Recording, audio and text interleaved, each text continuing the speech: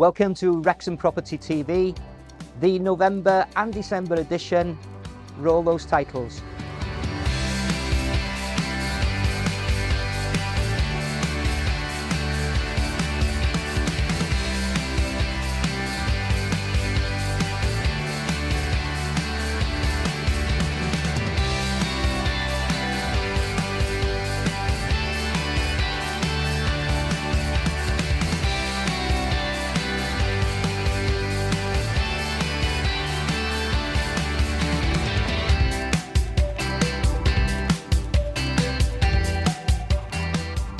In this month's edition, we've got Caris Bailey, who will give you the latest deal on mortgages. We've also got James Parry talking to you about what the budget would mean to you. I will be talking about the Wrexham Rental Market and the crises within that market. And finally, we also got a couple of guys who have decided to reorganise the Roundtable in Wrexham.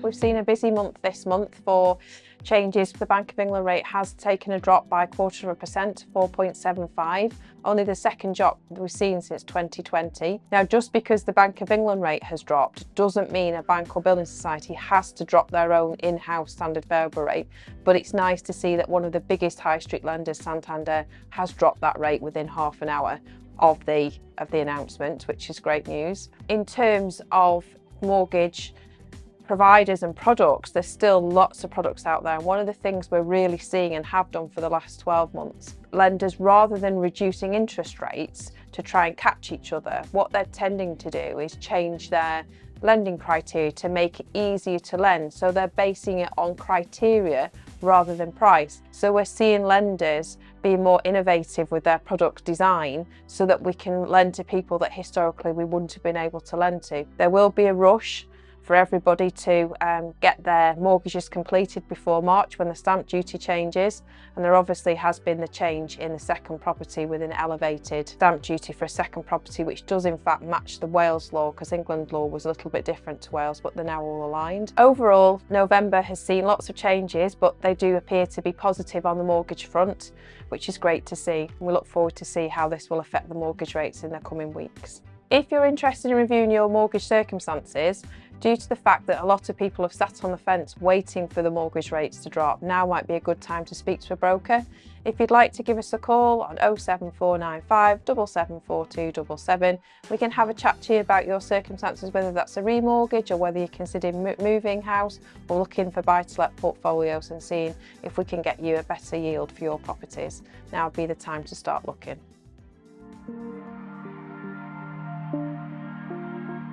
Since our last discussion in July, following the general election results and Labour getting into power, we were a bit sceptical about the changes that they may introduce. So let's talk about kind of the headline things that have changed. Minimum wage for 18 to 20-year-olds has increased by 16.3%. From April 2025, the new minimum wage will be £10 an hour for those people. For over 21-year-olds, the minimum wage has increased 6.3%, so the new minimum wage will be £12.21. A 40-hour week, somebody over 21, the increase to the business without including the pension contributions that they may have to increase also will be around £2,500 per employee. For 18 to 20-year-olds, it's just under £4,000 a year. So for 10 members of staff, you're going to be looking at increases between £30,000 and £40,000 on the payroll. A lot of these businesses don't make a great deal more than that in profits.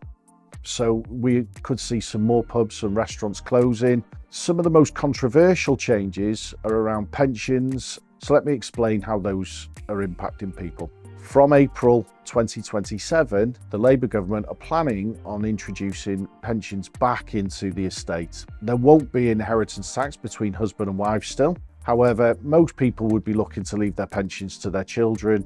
That is going to get incorporated within the nil rate band. The nil rate band for inheritance tax is £325,000 per person. You will benefit still from the residency nil rate band, which is £175,000 per person, provided your property is worth at least that amount. Somebody typically with a property of value of around £300,000–400,000, and then a pension pot of maybe another £300,000.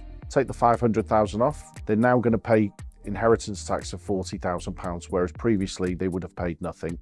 The other controversial change is around farmland being incorporated within inheritance tax as well. So again, let me explain. If the farm is worth £2 million, first £1 million tax-free. The second £1 million will pay inheritance tax at a rate of 50% of the current rate, so 20%. So effectively a tax liability on that land of £1 million would be £200,000. Well, the problem with this is the vast majority of farmers wouldn't necessarily have the capital to repay that tax, so they would be forced to sell.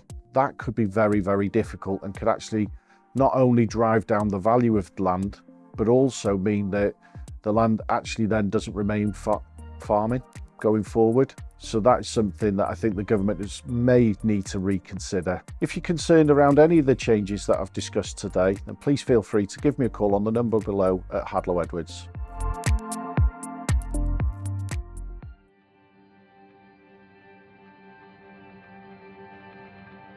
I want to talk to you about a growing problem. Actually now it's a crisis in Wrexham, and that is not exaggerating it. It's about the rental market in this town. It starts as we were coming out of COVID. Many landlords were feeling nervous about the implications of the new legislation with Rent Smart Wales in December 2021, and the property market was having a bit of a boom. So the two things collided, and as a result, so many landlords in Wrexham and elsewhere decided that it was a great time to sell because they simply didn't fancy being landlords anymore. My belief is there was a 35% drop in rental properties in Wrexham in between 2021 to 2022. Most of the properties being put on sale by landlords were bought by people who wanted to make it a home, and therefore they weren't replenishing the rental pool. You've got a high demand for rental property. You've got a much lower pool of supply of property. Hence, rental prices have gone up by as much as 40 to 45% in Wrexham. That is the beginning of a huge problem. Fast forward to the end of 2022, we had too little rental properties, and the demand for those properties were increasing tenfold. In Acton, a 3-bed semi-detached property, ex-local authority house, a lovely example. We had 162 emails of interest in that property. Go forward to 2023. Rightmove, the dominant property web portal, said that Wrexham had 57 people interested in, at an average, for every rental property on the market. That was the highest number in the whole of the UK. Go forward again to 2024, Wrexham achieved 56 people interested as an average for every rental property. Again, the biggest in the UK. The UK average is 19. In Wales, it's higher than that, but nowhere near as high as it is in this town. This is not something that we can be proud about, that it's a very, very busy rental market. It means there is no other place in the country that has an undersupply of rental properties to the scale it has other than our town. And there is nobody doing anything about it, and there doesn't appear to be anybody listening. I was having a conversation recently, and this local landlord said to me that they'd been in touch with Rent Smart Wales because she was concerned about the lack of rental properties in Wrexham. Rent Smart Wales's view of the world is that there's been no discernible reduction in the number of landlords in Wrexham. Now, if that answer was sincere and well meant, I'm very concerned, because it does not in any way, shape or form reflect of what is really going on in Wrexham on the ground and in other towns and cities in Wales as well. Landlords are leaving the rental market in significant numbers.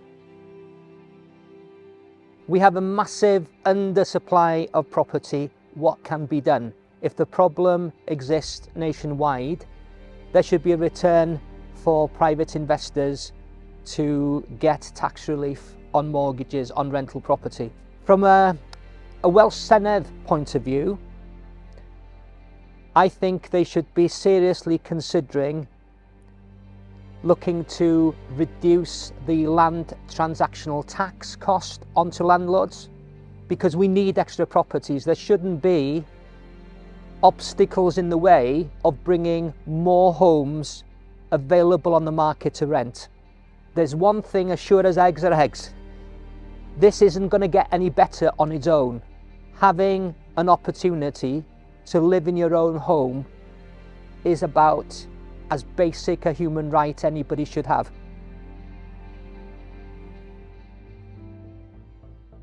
So Martin, what motivated both you and Carlos to start up Roundtable again in Wrexham? Carlos and I were actually at the gym, of all places, and we hadn't known each other all that long, and we both shared a like-minded view that we wanted to do more. Carlos had ties with Roundtable in other areas and suggested maybe we should start up a Roundtable. So the spark was lit, and that's what we decided to do. So tell me, Roundtable then, just for the uninitiated like myself, is it a Welsh thing? Is it a British thing? We've got 35,000 members. That spans right across Europe. It's really, really popular in India.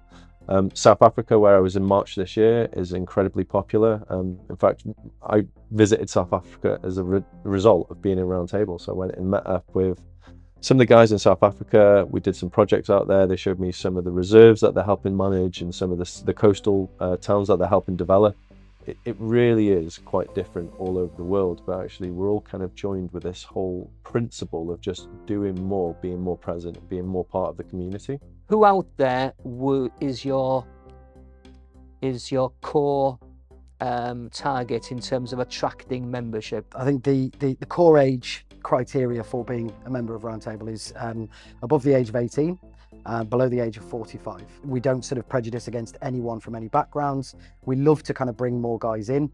And to be honest, you get out of Roundtable what you put in. So if you're coming for just the social side, that's absolutely fine. Come and join us for a night out, and we'll go for a meal, go for a bite to eat or a drink.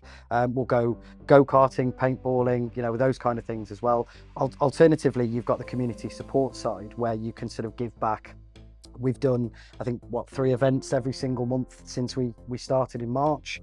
It's really difficult for an adult male to make friends these days. You either go to the pub or you go to a football game, and there's no sort of real avenue to go, do you want to be friends? What Roundtable does is it gives you a shared direction. It creates a project, and guys are really good at working on projects together. You've each got a responsibility, you've got a role, you've got direction, you've got purpose.